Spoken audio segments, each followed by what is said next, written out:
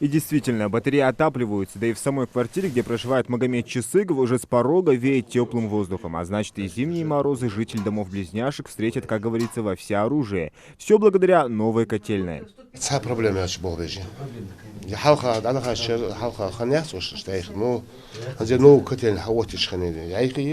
С 9-го этажа вместе с представителями городской администрации поднимаемся на верхние этажи, проверить, доходит ли тепло до всех жителей многоэтажки. Первым дверь отворяет Башир Дашхаклоев. В доме тепло чувствуется, но все же инспекция проверяет сами батареи. Действительно, квартира отапливается.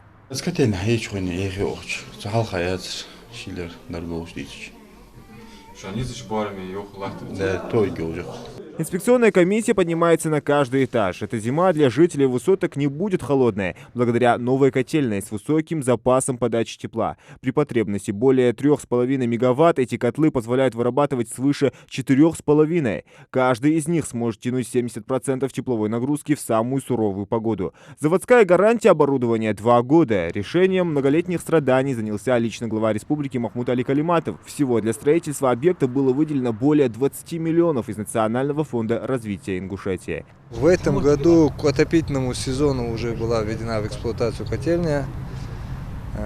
Котельная работает бесперебойно в штатном режиме.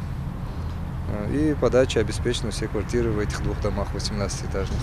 Сроки главой региона были поставлены небольшие. Проблему нужно было решить срочно. Буквально за месяц до начала отопительного сезона Махмуд Али Калиматов лично проинспектировал многоэтажки, пообщался с жителями и подрядчиками. Были даны четкие указания, чтобы здесь не было ничего временного, и подача горячей воды и тепла в квартиры осуществлялись бесперебойно. Подрядчик тогда сообщил, все требования учтены. При правильной, необходимой, нужной эксплуатации это все будет работать очень надежно.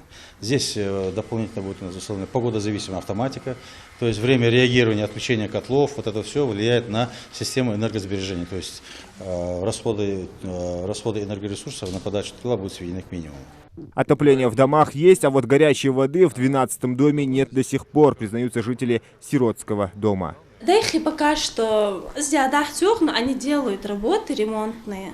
Говорят, будет там есть, в другом доме горячая вода есть. У меня подруга там живет. Наверное, в конце месяца и андерту худ душаня. А так батарейки хорошие, теплые, что сказали, то сделали. Все уже хорошо.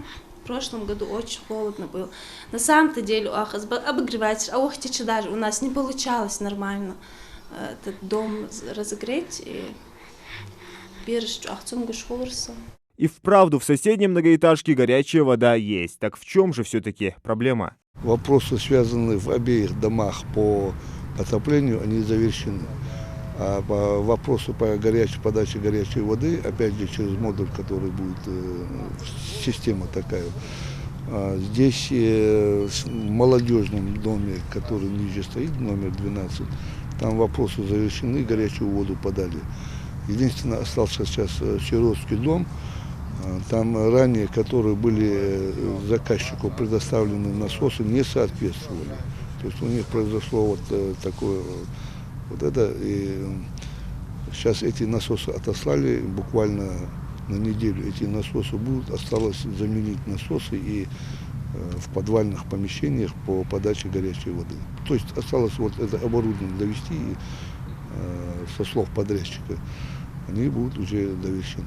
Всех неудобств можно было бы избежать, если бы не безответственный застройщик. Так, недобросовестными подрядными организациями «Мальтез» и «Корсо Сочи» при строительстве 18-этажек были допущены нарушения. В ходе строительства высоток они просто не внесли в проект индивидуальное отопление зданий. Сэкономив средства, подключили дома к котельной, рассчитанной исключительно на перинатальный центр. А ее мощности 24 мегаватт, естественно, не хватало. Тепло на верхние этажи просто не доходило. Зелимхан Калоев, Адам Мережков, Акрамат Дасхоев, Новости 24.